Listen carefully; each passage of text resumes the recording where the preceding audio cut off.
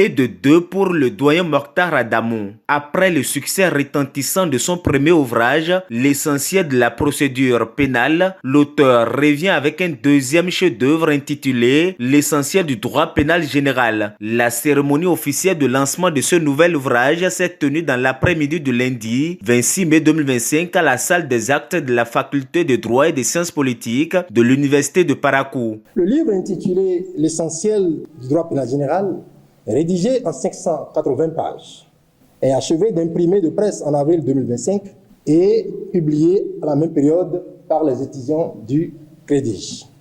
L'auteur y définit le droit pénal général comme un ensemble de règles ayant pour objet de déterminer les actes antisociaux, de désigner les personnes pouvant être déclarées responsables et de fixer les peines qui leur sont applicables.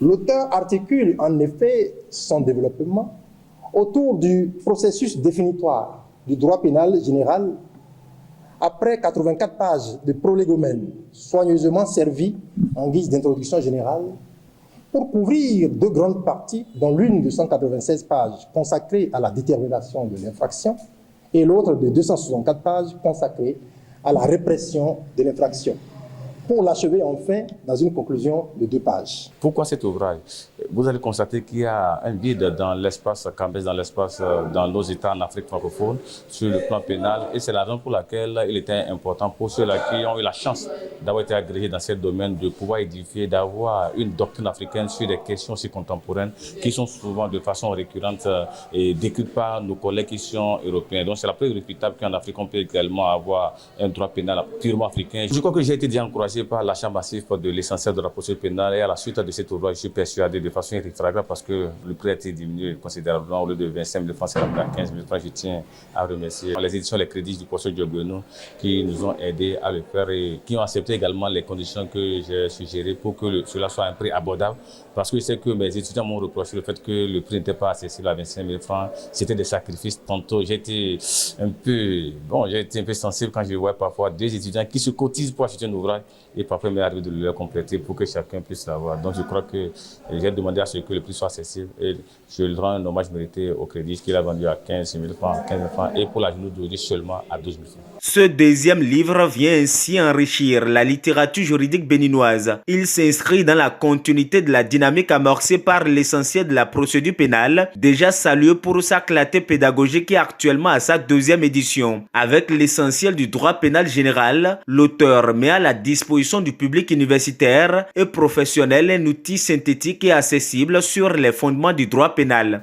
Les grandes éditions du droit sont souvent, on a Dalloz, on a Lexenso, LGDJ. Rarement on trouve des éditeurs africains.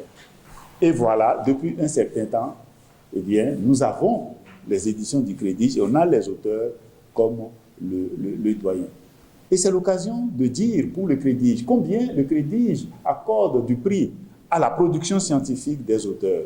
Et c'est pour cela que les éditions du Crédit accordent du prix à l'œuvre du professeur Adamou, parce que désormais, dans le domaine du droit pénal général, à la suite de la procédure pénale, nous avons une réflexion doctrinale qui peut nourrir l'évolution du droit positif béninois, mais aussi du droit africain. On a l'habitude de dire que celui qui a planté un arbre avant de mourir n'a pas vécu inutilement.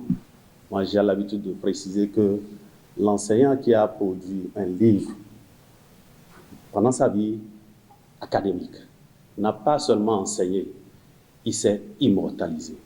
Professeur Adamou Mokhtar, le travail que vous avez produit aujourd'hui, que vous soyez là ou non, ce travail, il reste gravé. Il est toujours là et il sera valorisé. En tout cas, nous ne serons pas fatigués de vous soutenir sur un chantier aussi noble.